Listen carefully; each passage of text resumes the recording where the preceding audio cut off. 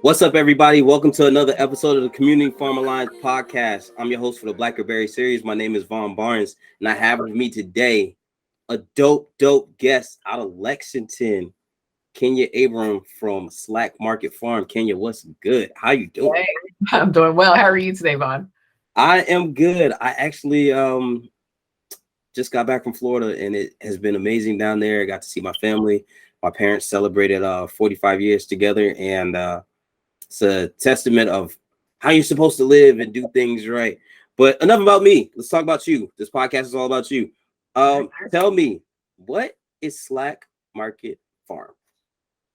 SLAK Market Farm is a family farm, and SLAK is the initials of my children's name. So it's Sabil, Layla, Aya, Kadham.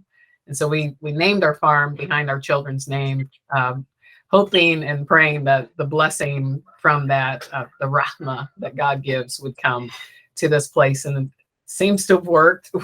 We're pretty blessed around here and happy. It's also not just for us. We didn't create this farm thinking like of our own selves. We thought about like what we wanted for our family, but also that it be your soft place to fall for your family as well, because not everyone is in a position to just, go and have a farm, and some people don't want to own a farm, but need a farm to come to. And so this is a place it's like your soft place to fall when you're involved with our farm. Now, you make me want to ask this question because this is totally not on my list of questions to ask. All right, go for it. Why do you believe that a farm is necessary for people? And the phrasing that you used, a soft place to fall. What does that mean, and why is it necessary for people and their mental health? I think that people, and again, like not just, I think that all people, we have an innate structure that's there for us to be connected to our planet, to their mother, which the earth is our mother as human beings. And so we have been involved in a system that has so far removed us from our mother. And so I believe and I know that every person has something inside of them that was given to them by the Creator to be connected to their mother. And so that's why I know and believe that this is the place like you find that. And I've seen it. Like we have 35, I think now. Someone just joined last week into our herd share. And I've seen it through every last person who, they live their day to day, they do the hustle and bustle, but this is where they come once a week and they connect and they feel good in what they're doing. And so that's why I know it I can show you better than I can tell you. Got you. Okay. Herd share, what is that? So for me, it's different for everybody what they think a herd share is, but for us, it is a group of family members or people, a community that pays to support and board animals that are on our farm. And so we make animal boarding available to them for a herd of animals. They pay me, the farmer, for the husbandry and for the work and to support their animals that they own with me through a contract. And it's sharing of the products that come from those animals as their reward. Nice. So SLAK Market Farm, I've been out there. I love the place. I've walked some of the land. How much space is out there? So on my side of the road, I have 12 acres. And that is what we're striving for ownership right now. We're going through a process for our loan of this 12 acres. But the farm itself encompasses other land that is not under my ownership, but is under my management. So across the street, I utilize another 12 acres that belongs to someone else, but my animals are on that land. So it's not always about owning up all the land. It should be more about managing and controlling the land around you if you can. So we try to do that best we can with our neighbors, which I've got great neighbors. So that works out for us. And on their property, what do you have over there compared to what you have on yours? Or do you graze and rotate the animals around? How does that work? So I graze and rotate our animals around because I've only got 7 acres of pasture that we use for pasture rotation on my side of the road. Right. And so what's over there is what we use to graze animals that are not in our production currently in the herd share production, actually producing. And so some of them over there are producing for meat production, but our cows for milking, goats for milking, they're here with us right here on site. The ones that are on break, they're across the road. And sometimes we have babies across the road, raising up for meat production. We keep our chickens. And so that would be cows, goats, and sheep across the road. We keep our chickens and milk cows over here. All the fowl is over here, the ducks, everything. Is there a difference in the land as to why you keep the chickens on one side, or is it just easier to manage so you know where all the birds are? It's just easier for management. My son manages all of the chickens and the poultry and all the guinea fowl, everything he takes care of. And so we kind of like it right here at our door. Egg collection needs to happen. We don't want to be traveling all the way across the street just to collect eggs. Meat production for chickens. And besides the fact that, predation issues, you want them close, not so far away. So that makes complete sense. Raising chickens myself, I can't imagine them being like so far away, and then I gotta run just to get eggs. And if they slow down one day, or if they decided they didn't want to lay until 2 o'clock in the afternoon, you went early and now you got to go back again. Water everyone to feed them, the watering, it's just better. We found that if they were close to us. So you mentioned as many animals you have. I think I heard 4 or 5. You got chickens, ducks, guinea fowl.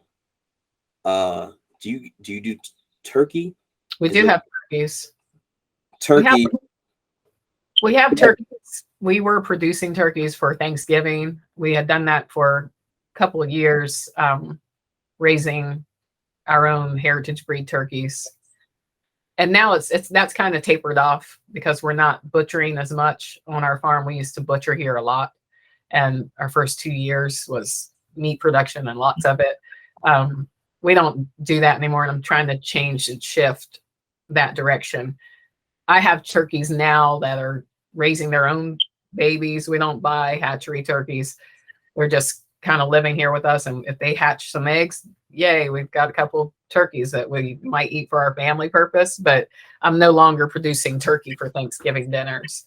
I might buy some turkeys off of another farmer who does that very well and still do the butchering possibly, but it's more about, showing kids when kids come out here and community comes, this is a turkey, and just for the diversity in the ground, with their manure and mixing in with everybody else's manure on pasture and, canceling out the different microorganisms that cause worms and disease by having different things down, different applications of manure. Do you see that there's a difference in the amount of bacteria or diseases that the big grazing animals go through because there's so many other poultry going through the land and scratching birds? Our chickens, for one, when our cows, manure hits the ground, our chickens go in and kind of mix through that, shift it everywhere, and then their manure goes down with that. So it does. We don't have a heavy worm load, especially on this side of the road. However, across the street where there is just, goats and sheep in the front field, cattle down in the back, usually in her front pasture, I have to really, do things for deworming with our goats. Our goats mostly stay up there, and we do see issues with, worming issues because it's just a monoculture there with their manure. So it's, it's nice to have diversity on the ground. It works.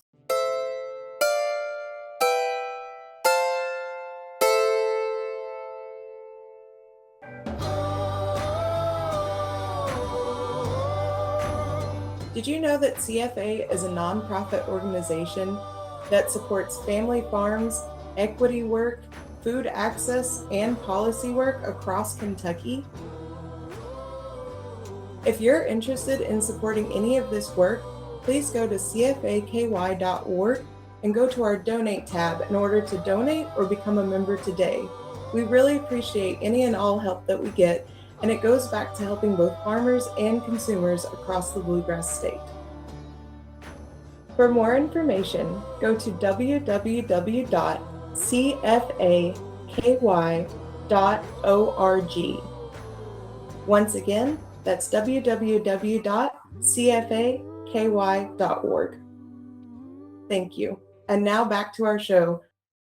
Before we left, I wanted to ask the question about KSU Small Farm of the Year.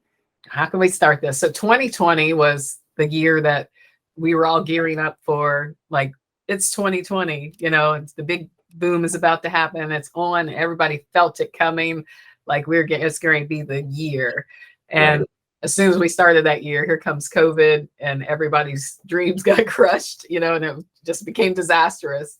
And we were at a point in our farm of transitioning from milking our cows in our garage to getting ready to build a crowdfund campaign. We actually had built the campaign, and we're going to launch this campaign to raise funds to milk the cows where we are now in the creamery and transition that creamery. And so that didn't happen. And here we are, we're just, you know, struggling to continue what we're doing, because it was really a kind of a rough time being what I think it was 2 years into this production. Gotcha. And I got a call from our KSU extension agents telling me that they were interested in nominating us for the Small Farmer of the Year award. And so it was like, really, I was pretty shocked, because I felt like I wasn't in a place to like show our farm, because we were, you know, we're so in the trenches at that time, right, trying to build our infrastructure. Gotcha. But it was based on, we won this award based on our efforts as community. And as you know, COVID showed us there was nothing more important than community and community farms. And it made sense for us to receive it. And we were honored to receive it, because we have been, that's all we focus on, is building this raw milk community here and making this place what it is. And if I had received this award like this year, like now, because it's all looking beautiful and we got all the bells and whistles on the building, I probably would have felt like, oh yeah, like, but at the time we were like milking our cow out of a plastic bag room, trying to keep dust out of the milk, you know. And it felt like, oh, I'm getting this award, but like I am in no way feeling like I'm adequate as far as like what my production was looking like, as far as, you know, what we were equipped for. But at the same time, here we are, and we received it. And so yeah, that's how that happened. Excuse me. That's how that happened. And it was like, you know, 2020, I think it's pretty cool when you look at that like award itself. Here we are, like, I'm a Black Muslim female farmer, and I am the face of Kentucky agriculture for 2020.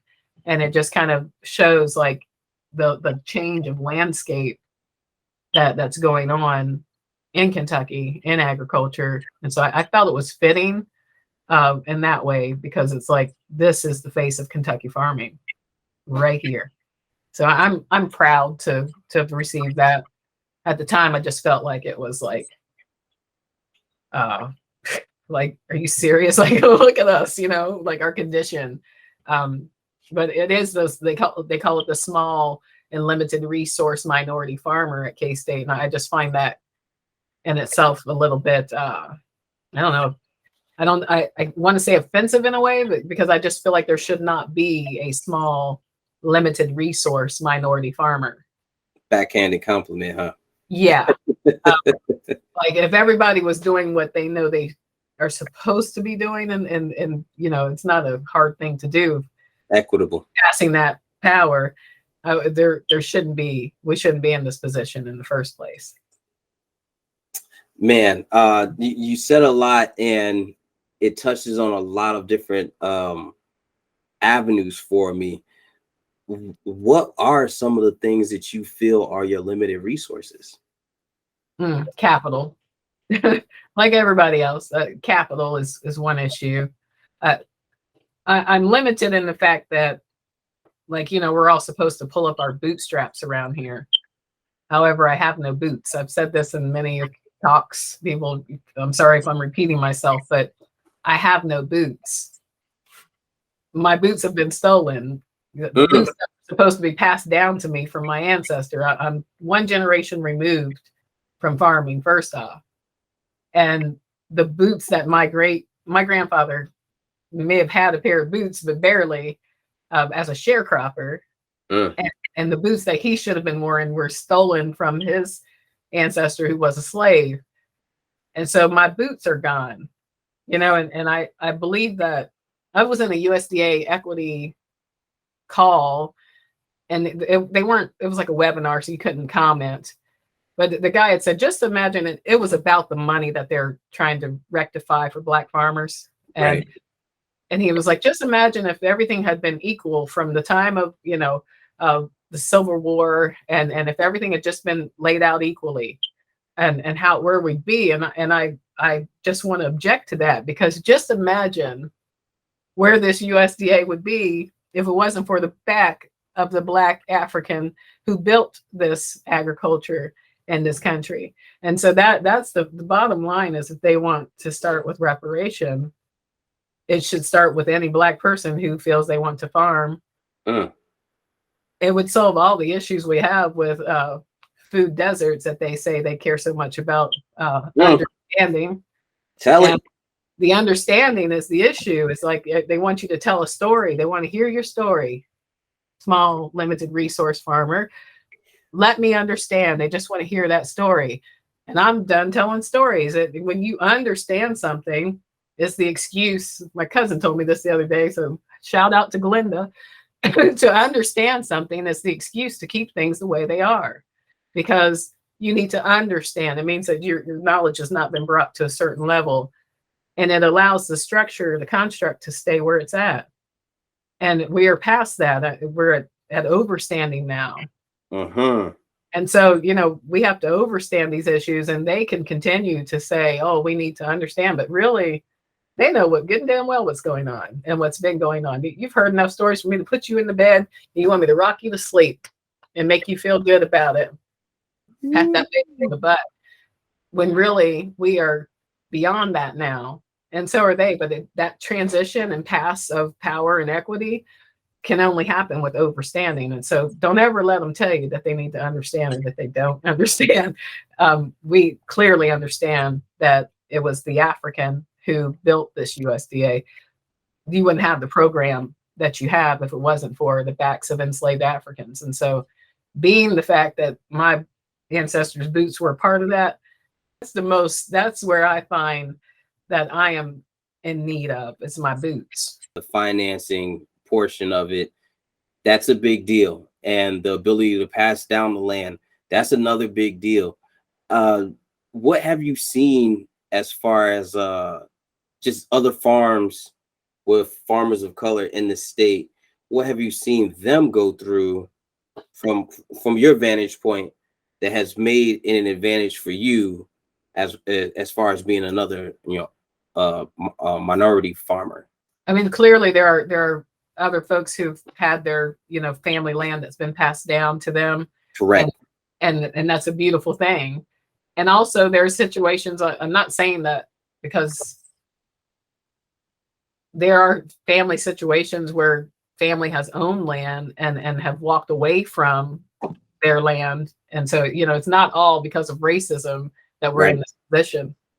And so it's like, that all has to be balanced as well. And it's beautiful to see our Black farmers where they are, but most of them that I know are not in the same situation where they've had land passed down or had that opportunity. And so, like myself, if it wasn't for the situation I'm in with my landowner who cared deeply to see me take this farm and walk with me on this road to transition, I wouldn't be sitting here with SLAK Market Farm. I wouldn't be sitting here telling you the story that, Right. Where I'm at. So, it's kind of finding land is, that's a difficult thing, and being able to support yourself in an operation and have a program that works. That's a whole nother, there's a lot of cans of worms there to open. Yeah. I can see I can be prying in that direction. I'll get away from that and go in that direction with this. So is there a book for all the listeners that's out there or the viewers, either one, is there a book that you would recommend to them if they happen to find a way to get a piece of land to be a steward as you are? Is there a book that you would recommend? The Secret Life of Plants. And it talks about plant life in a way, and some things that research and things that were kind of withheld from us. And the reason why I like it so much is because I deal a lot with, I said, connection to your mother. And so it helps you realize like the connection that's there in a level of supernatural level of between you and creation. And so I think The Secret Life of Plants is what I'd recommend right now for anybody. It's not to do with like being a Black farmer or anything like that. And I've actually, I have, everybody knows Farming While Black is an excellent book to read. Of course, I've got that probably sitting right there underneath this book. I started looking for mine too. As soon as you said that, I was like, wait a minute. I know I just seen mine the other day. Oh yeah, it's in here, but that book I think is amazing as well.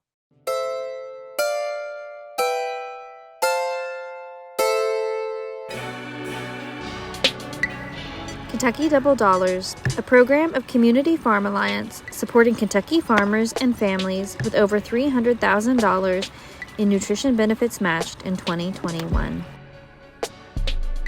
For more information or to find a location near you, visit www.kentuckydoubledollars.org. You miss what? I miss going into the inner city with our animals. Like we were doing a Barnyard Expo is what we called it.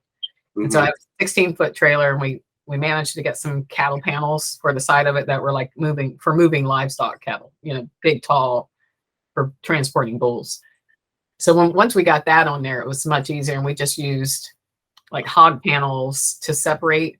So I had a baby calf in the back if we had a calf available.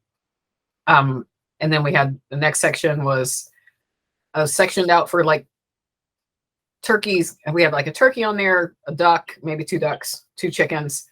So it was like, here's the bird area. And then the whole front was our goats. And so half the trailer was, for these things, the kids could get on, walk down the aisle and see in the back, see what they were looking at, and then, feeding the goats. But make sure you have a farm right there. You have your little tent set up at the front and a table and a form for the moms to sign. And can't nobody get on that trailer unless they sign this, because you're not liable for someone's trauma from, anything happening. Does that automatically protect you, or? Anybody can sue you for anything and at any time, and insurance doesn't stop people from suing you, but at least you have, like, she signed an initial this and this and this. And, right. It really shows that they did ask for their child to be put on here, and they signed the signature for it. And, they might have got on there and the goat jumped on them and, traumatized them. Right. But you got to prepare for that, because people will sue you for anything. I've never been sued, alhamdulillah. That's never happened. But you need to protect yourself as much as you can. Now this is where I get to bring in culture and religion, because you just said something and I had no idea what you just said. Alhamdulillah. All right, tell me, what does alhamdulillah mean? Alhamdulillah means like praise be to God, glory be to God, like thank God. Alhamdulillah. Okay. Now, and you know, I'm only poking at you only because I mean, I know the deal, but you know, there's people listening and watching, like they're probably thinking, what the heck did you just say? Yeah. It's like, yes, that comes from Palestine, Muslim religion. And tell us for SLAK Market and how CFA did the fellowship with you guys, the partnership of who's on your dinner plate. What did you guys serve that was so delish? Okay, so my husband is Palestinian. Got it. And he is a very good cook. And there's a dish that's called maklubi. And maklubi, and some people call it upside down. Like it's meat that's been cooked in a very savory broth. Like we put like 2 tablespoons of everything you got in the cabinet, basically. And then some more in some areas. But basically you cook meat.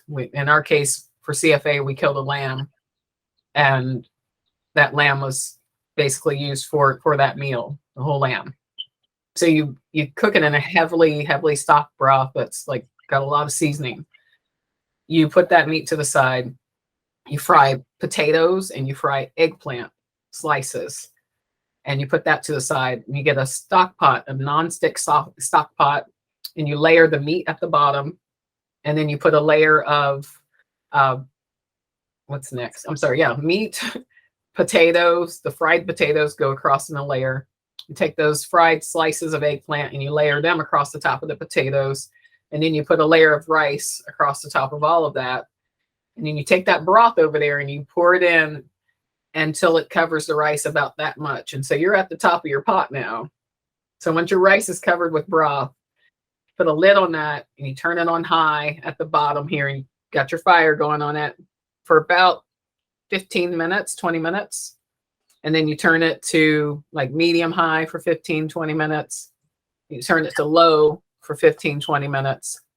And then you just turn it off. And when it's done, because the rice has absorbed all that spice and all that flavoring, you take it and you get a big flat tray. You take that pot, stick the tray on top, and you flip it over, which takes some skill.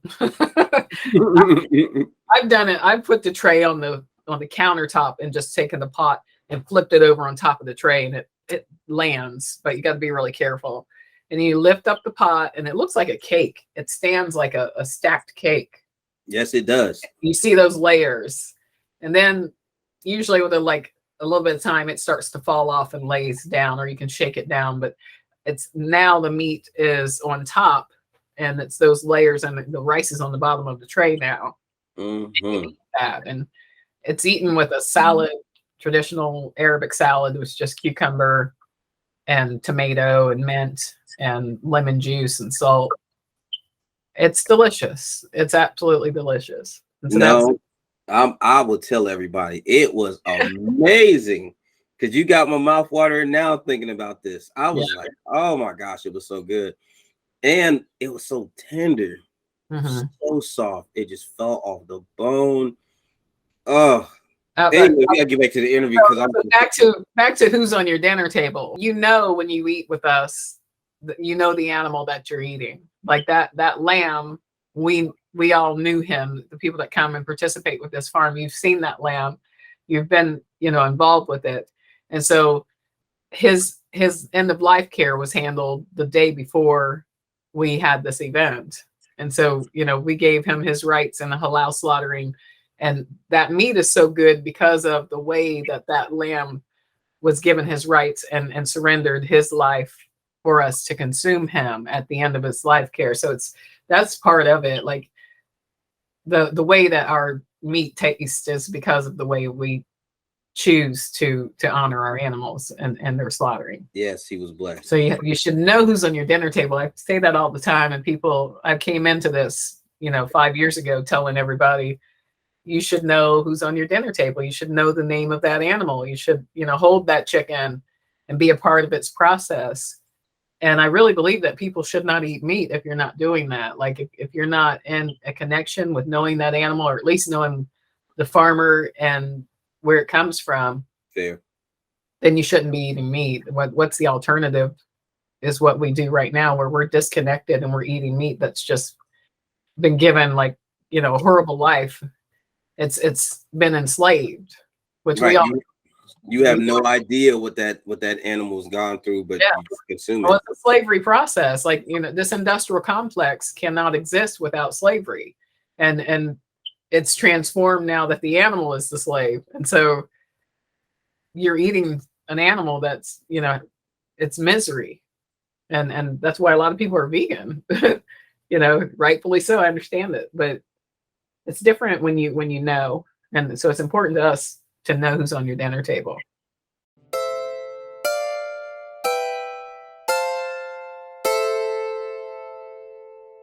Farmers markets support program services. Did you know that a program like this exists in the state of Kentucky?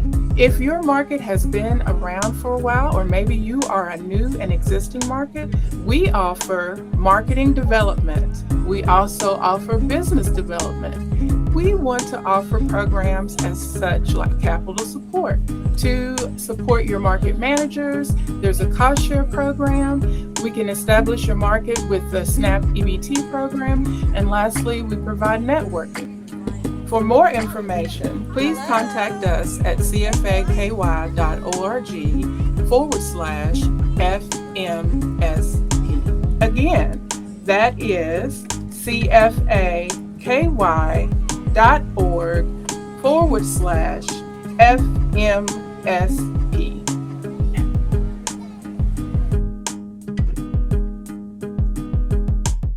I'm glad that all your animals have names.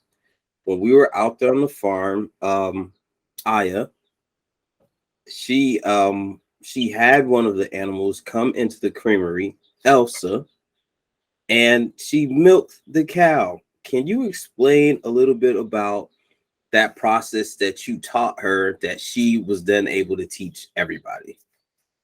So we learned this process through trial and error as far as milking a cow. We weren't born milking cows. And really, you got to be learned by a cow.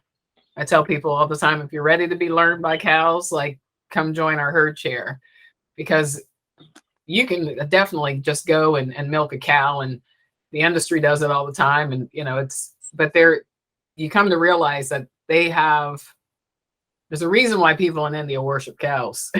They have deep personalities, and there's a really deep transaction that happens when you're milking. And we've come to find, like, what it takes to truly be connected to that cow is to interact with it while you're milking, and to find what it's giving back, because they give so much. And so my daughters learned to milk just watching me learn to milk, and I learned to milk from Gertrude, my first cow, who learned me to milk. And people say, like, you don't choose a horse, your horse choose you. It's the same with cows, like, as far as, like, allowing that animal to learn you and you learn it. And you have to learn what it likes. You should anyway. You don't have to, but we believe you should. And we deeply believe that, and we do. Like, you know, anybody that learns to milk here, they know the udder of that cow. Like Kurt, for instance, he's our first milkmaid that's been successful in staying with us. He tells me, like, oh, she's got a lump in her right quarter, you know, or something's developing, because he knows, just same way I give myself a breast exam and I know what my tissue's like, you know what your cow's udder is like, you should know. And so we just stay deeply connected with our animals, and try, and it's your time when you milk to kind of focus. They know when people are here. So when you guys are here, it's sort of a disruption. When people are in the room with you and you're milking, the cow feels that and knows that. They're very aware of what's going on around them. They don't let down as much milk as when you're alone and you're in your zone. And it's almost like meditation. It's just allowing the process to happen and giving her interaction that her calf would normally give her as well. And so, you know, you're taking from her but also she's giving to you. And so there has to be a transaction here that goes both ways. When my younger girls started milking, they weren't going in with, giving back. They were kind of just standing there, and Dreama kicked the machine off. Just kicked it off of her. And they were like, she keeps kicking the machine. I said, are you giving her anything right now? What do you? And so I'm teaching them, but that's how I teach them. Is like, you have to give, you're making her feel like a one night stand. Like you're standing there taking from her, but you're not giving her what she needs. And as soon as you give her a massage, rub on her, tell her how much you appreciate her, and give her that from your heart. Like, seriously, feel that. It's amazing what they give you. It's absolutely amazing. And they walk out happy cows. So you can tell a difference in how you're managing them. I had a guy come to my cheese making class, which I milk a cow in front of you in her cheese class. And we make cheese from that milk. And the guy was like interested more in starting his own herd share. And so he came just to learn from me, basically, I do consultation. He thought that the cheese class would be a way of getting around the consultation, asking me a lot of questions about business, which, that I don't handle that in cheese class. So once I got him in check on that part, it was like, he didn't feel comfortable being there, I guess, maybe, because he kept making comments, and he was like, these cows, they just want to get through it. They're at the end of the day, they just want to get through it. They're not interested in what we're giving them. And I thought, what do you know about somebody that just wants to get through it? Like, how do you look at a woman or a female and say that she just wants to get through it? And I was led to want to make some comments about his wife, but I didn't. I thought, I wonder who just wants to get through it with your ass, because really, like, that is such a sick way to view your cow that you are milking, that she just wants to get through it. Shifting gears, I have to ask this question. What berry best represents SLAK Market Farm? Well, since most of the other berries would have been taken, and I've given thought to what's left, I would have to say that I think we represent well a grapevine, like as a grape, the grapes, because we are different in multiple colors, and grapes come in different colors and sizes. And so, we're a blended family, and just my household itself is blended, or my children are Afro-Arabs. And so, we've got multiple shades, and we all come from the darkest grape, but, everything comes from black. So, I think I'd say we're grapes, but also that extends to our herd share family as well, because this is not just a place for Muslims, or, that's not at all. My target market isn't even a Muslim, even though we focus on halal process. And I mean, a Muslim should want to come here, and they should be here because they're obviously welcome. But our focus is on community and the human family. And so that comes in many shades and varieties as well. So I'll say we're the grapes. Great. And the next question that I've started to drop on guests: in 3 years, where do you see SLAK Market Farm being different in the marketplace for Kentucky Black farmers, or Kentucky farmers in general? So in 3 years, I'm trying to grease and oil a well-run ship here. And so that we started out like with all these things. I want to do this, I want to do that, I want to do this and that. And through COVID, I've learned that I don't have to do all these things, nor do I need to. And so my plan is to balance out that this herd share is functioning and operating on its own without me needing to be here. And being a raw milk farmer, that's nearly impossible, that you take vacations, that you are able to, do anything. You're married to it. And I'm definitely still married to it. But our plan is to have a functioning operation where our herd share owners are more active in doing and participating in making that work. And so that we're starting that process now of transitioning to having milkmaids. In January, I wrote a blog post that said eight maids of milking, like the first day of Christmas song. We want 8 maids of milking in 2022. And so we're going to have milkmaids now. We do have a milkmaid share, and we have milkmaids who are coming here to milk cow 1 day a week. And that's a part of our herd share. And so we're getting to a point where we want that to happen so that it frees me to do the things I need to be doing. But as far as SLAK Market Farm goes, I just want to see it being a ship that kind of sails and runs, and I don't have to, or my daughters, nor do my daughters have to be here every day to do the everydays. That someone's coming and managing, and we have a farm manager, and our vegetable production is going, and I can then be free to do other things with my children.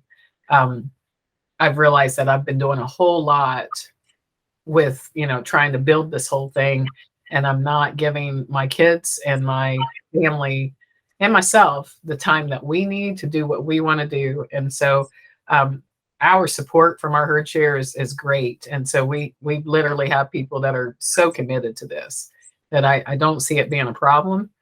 And so we're recruiting right now actively for milkmaids. Plug.